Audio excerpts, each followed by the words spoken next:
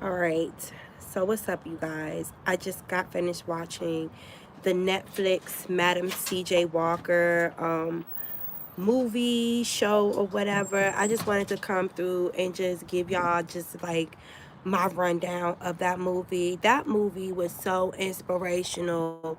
It was, if y'all have not seen this movie, it is a very, very good watch for y'all to watch during this time while everyone is just kind of like quarantined in the house, man. It broke my heart to see like the destruction of her relationship, and I it's like at this it's like I kind of sympathize with the husband, because at the same time, like when we do tarot, we always tell people that, hey, the Jackster, it's like we always tell people when we're doing tarot, when you be seeing that Three of Swords, that it doesn't necessarily mean that a third party could be that someone's physically cheating on somebody with somebody else. It could literally be that someone's job, someone's career, someone's obligation to like maybe a sick family member or just anything could be like the third party in someone's relationship, where you feel like you're being playing second to it, and it just kind of hurt my heart, because I really do feel like the way that gosh, I forgot what her what the man that plays her husband, what his real name is, but the actor, the way he portrayed her husband, he seemed like he really, really loved her. Like he really, really loved her, and it just hurt me to see how he felt like demasculated. Is that the right? Is that what the right way to say it? Is it emasculated, demasculated? Where I guess he didn't feel like the man in the relationship, and she felt like it was her business, and he didn't really feel like he had a part in it or something.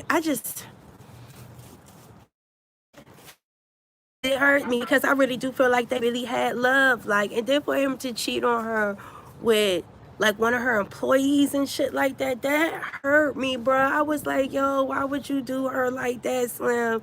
Oh my God. But her right hand man, that man that worked for her, oh gosh, what was his name? Ransom.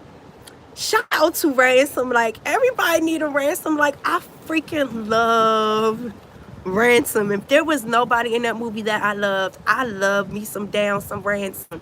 Yo, I'm trying to tell you, please watch that movie, man. It really broke my heart, because it shows a different side of how people could fall out of love. She was so determined and driven towards her business that it's like her relationship suffered. And I really do feel like she had a man that really, really loved her. I keep wanting to say Morris Chestnut, but that is not Morris Chestnut, god damn it. That is Blair Underwood, honey. Blair, no, hold on, let me tell you. Hold on, shout out to Blair Underwood, honey. You looked, whoo, Blair Underwood looked good. He still look goddamn good. See, oh, that's why I need me. See, like, that's what I'm trying to tell you. I'm trying to get me an older man like Blair Underwood, because he got to be well into his 50s or something like that. He look good. Y'all, if I could find me like a 50-year-old man, like a grown-ass man that looked like Blair Underwood, bitch, like, what? Oh, my God, just wrap me up and then take it to go play. He can take me to go, bitch, because I'm serious. Oh, my God, but it's just, oh, it hurt me. Like, the way he was just loving on her down, like, for him to just, you could just tell, like, little by little in the story, like, you could see how he was starting to drink. He just felt like he didn't have a place, he didn't have a say. So, and like us as women, like I understand that we are career and relationship driven, but young, like we still have to allow the man to be the man. Like we still got to allow the man to be the man. Now I do fuck with her when he put down the law and he was like, man, listen, you got 2 weeks to make this shit pop. If in 2 weeks you don't get this shit popping, both of us gonna go get jobs at the hotel, and you gonna do what you gotta do as the woman in this house, and you gonna have to listen to me as the man.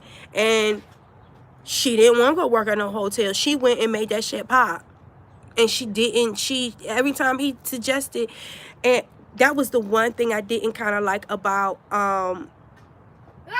CJ's character. It was like it's not that he didn't believe in the dream and everything like that, but he was like too willing to like not fight for their dream of them being millionaires, them being entrepreneurs, them not working for nobody. Because this whole thing started off with her character like working herself to the bone, washing clothes and stuff, and like she had a failed relationship, her hair was falling out, and the whole thing about her stealing the recipe for the hair serum and stuff, I don't even feel like she stole the recipe from it. She took something that the lady used to help her grow her hair back when she was going through a stressful time. She tried to help the lady sell her, and she was light skin, fair skin with pretty hair. And it's like the people that you're trying to appeal to, they don't look like you. They don't have hair. Your hair is already naturally pretty and silky and stuff like that. You're trying to appeal to people that look like me. Allow me to sell it to the, you know what I'm saying? Like, but it was still that color wash, that color struck shit that us as black people were going through back then and still go through now. And she did not trust Madam C.J. Walker and the serum that lady had. It was some miracle shit for real. It really did. Like, that lady did have some amazing shit. But it's, I mean, and it's like towards the end of like the last episode, she was just like, man, you going through all this trying to tear me down. They lynching us. I tried to work with you and stuff like that. And yeah, I did steal your serum, but I stole your serum and I made it better. Because whatever, it was like sulfur or something, whatever that they had, and it like stank really, really bad. And like people, they wanted to use the original lady's product, but it stank. And Madam C.J. Walker, she perfected that. And like, bruh, by the end of the movie, like, her hair was so long and lustrous and beautiful. Shout out to Madam C.J. Walker. And not only that, she created other products, you know, other things. She was more than just like the hair growth serum. Like, Madam C.J. Walker was that bitch. Like, I'm sorry. Like, she was just... oh my God, it's just the only thing that really hurt me, really hurt me, was to see how her relationship suffered. Because I really do feel like that man loved her. But sometimes an ambitious woman or ambitious woman, having her swag and stuff like that, and like, you gotta have the confidence, you gotta have real confidence to be around a very strong woman like that, especially someone that is driven. And like, that was the first self-made female entrepreneur. She's in Guinness. And her daughter, excuse you, bye. Don't do that. Go play. And how her daughter like kind of took over New York and everything like that. And then the whole thing about her daughter being a lesbian and everything. I'm glad that Madam C.J. Walker, towards the end of the thing, like, she kind of came to terms with it. And see, I feel like she always knew that her daughter, I mean, I think we all knew that, but her husband, ooh, young, the way he burnt down her, oh my God. Y'all, can we have, I probably should have waited a little bit where people have really seen it and that could really have some dialogue back with me. Because, like, her daughter's husband, number one, let's talk about that. Because I feel like the mistake with him is you can't push a man to be something that he ain't ready to be or he don't want to be. That man was a musician. He did not, again, this is another story about demasculating a man and trying to make a man be something that he's not, or where he feels like he's in the shadow of the woman. I feel like if, like, yes, he could have still supported his wife in supporting her mother and all that ventures, but they should have supported that man in his musicianship, him doing his juke joint and all of that stuff like that. And to some credit, I do want to say, I feel like it was both of their fault, the fire of the house, because I do believe that she was trying to do too much all at one time. But then I feel like he wasn't paying attention. Like his heart wasn't into making no hair products because he was a freaking musician. And like it's like you gotta support your man, especially when you got a man that is balls in with you, like how CJ was with Sarah, with Madam CJ Walker, how Madam CJ Walker's daughter's husband was balls in with her. He was willing to put his pride aside and his dream to be a musician and open up his juke joint to support his wife. I feel like they should have been like that to support the men, to make them feel, how you doing? To make them feel supported and to make them feel like they were earning their keep. Because the men felt like they were living in the shadows of the women. I feel like that is what caused a lot of the shit. I feel like if that girl's husband would have been supportive with his music career, opening his juke joint, even if not opening his juke joint, but just like going to some shows, supporting him, doing some gigs, or just anything, you know what I'm saying? I feel like their relationship could have survived. I don't think that her being bisexual or gay, I feel like that was something that was still going to be something that was going to have to be addressed eventually, because I really don't feel, I mean, I feel like there are true demise that will happen with their relationship because she was gay. But I feel like she loved him up until he burnt down that damn basement. Like, I don't know. Like, I really wish y'all could talk to me a little bit more about it. Like, I probably should have waited, but it was just like itching me to talk about this thing, because I just sat here and just binge watched it, and it was a very, very I mean, this girl went from being a clothes washer to having a house right next to Rockefeller in New York. To Rockefeller. And did you see when she was talking to him about the people like protesting against her for her wanting to sell her product in that damn pharmacy store or whatever, in that grocery store, that pharmacy store? Rockefeller said, man, your employees always gonna have a problem. You gotta do what's best for them. Fuck them. If they got a problem, fire them. I was like, oh, he cold as shit. You know what I'm saying? But she didn't listen to him. And the success of her business lasted over decades. You know what I'm saying? Not only that, but towards the end of the show, you see, not only was she the first self-made millionaire, she created a whole bunch of other motherfucking self-made millionaires. All of them women that went door to door and was them saleswomen, like, they launched their own businesses. They all had their own companies. Like, she started to forefront. Like, really, there would be like no Mary Kay and all of that stuff like that, honestly, if there probably was not, if she did not do this. I mean, she had like, she had some major, I mean, even the way she went up in the what was his name? Oh my gosh, I'm forgetting the guy's name, like the first black guy in the White House. And she stormed up there on that stage. She's like, man, I want to speak. I want to speak, and I want to tell people about what I'm doing so I can get some investors in my business. Man, oh my God. And how his wife was like, nah, I'm fucking with you. Here's some, like, here, we invested in you. Oh, man. And then the part that really broke my heart was Sweetness, man. When Sweetness died, because at first I thought he was really going to be a problem, but the fact that he got hung like that, and it hurt.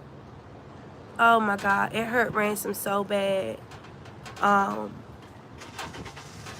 at the same time, it's like Sweetness was a little shiesty. But the fact that he fixed it, he rigged the numbers game to give his cousin that money to be able to invest and Madam C.J. Walker, he was legitimately the first one to invest. And even though Sweetness held that shit over his head, like, that was still his cousin.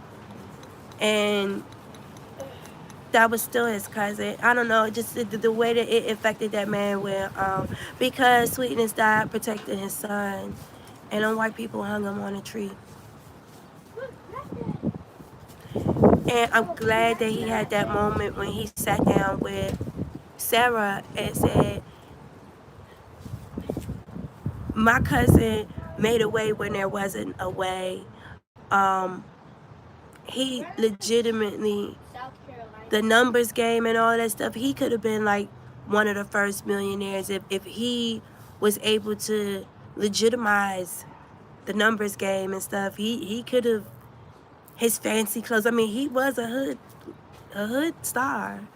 You know what I'm saying? And a lot of white people didn't like that.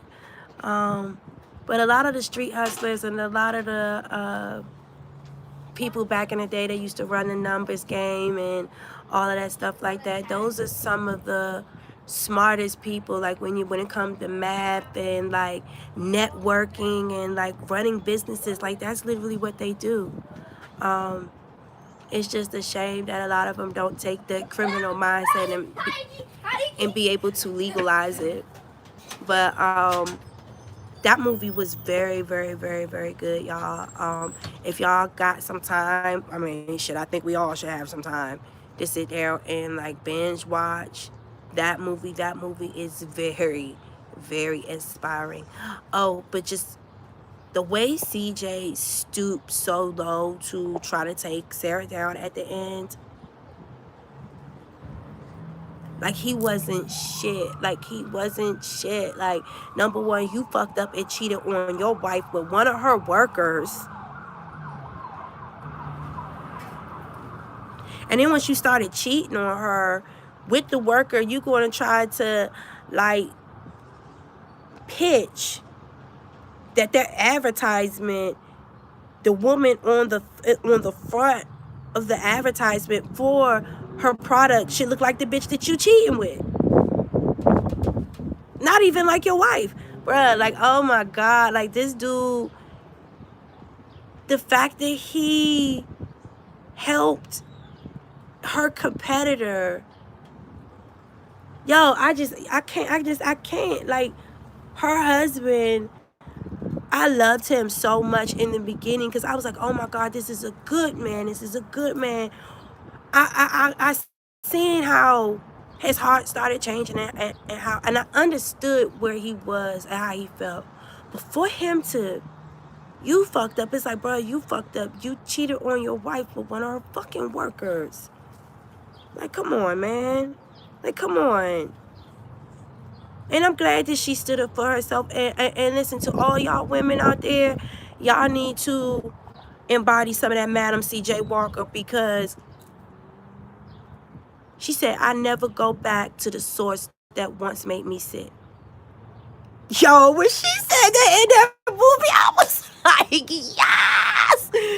Never go back to the source that once made you sick. Girl, when I'm trying to tell you shit, young, she stood on his neck. She said, get out and stay out. That mistake that you made it permanent. There will not and shall not be no playing with my heart and no disrespect. And it's like, at the end of the day, I respect her ambition, because it's like, goddamn, it's like, I'm doing this shit for us. And I don't think that she intentionally ever tried to demasculate her man. She was a black woman who people told her that she wasn't pretty enough, that she couldn't. You know what I'm saying? And it's like, I'm out here struggling and I'm busting my ass and I work myself to the fucking bone to get us to where we are. And you gonna cheat on me? And it was the fact of, it was a light-skinned woman and all, but this was someone that she employed, like, you know what I'm saying? Like, and then for him to stoop that low, and then the bitch was, and then after the divorce, so they were trying to be getting divorced, like he was trying to force her to sign a divorce paper. This motherfucking nigga got the broad that he cheating that he was cheating on her with her old worker. Walk around calling herself Madam CJ Walker. And they went and started a bitch. I said, ooh, the devil is a lie. The devil's a lie. But just like the story said at the end, it started in chaos and foolishness. Look, God don't give you nobody. God will never bless you with nobody else's man. And that is one thing that all of y'all need to learn. And that's one thing I've been trying to tell y'all this whole time with all this karmic bullshit y'all be talking about. God would never bless you with nobody else's man. You will fall on your own sword. Know that. The same sword that you use to cut somebody else down to receive your quote-unquote blessing, what you want, you will fall on your own sword. Always remember that. And they sure enough did. Honey, bunches of oats. I said, ooh, these motherfuckers are wicked as shit. But still I rise. You cannot touch God's anointed. Ooh, you cannot touch God's. Ooh, honey, I'm trying to tell you. Miss Madam CJ Walker, she was a very graceful woman because she never let them see her sweat. Woo, that was a strong woman, y'all. Y'all watch that movie, honey. Y'all watch that movie. Anyway, I love y'all. I'm about to get on up out of here, y'all. I'm trying to tell y'all that is a good Netflix watch. It just came out today. Y'all go ahead and watch that, honey. Do yourself the favor of watching greatness. All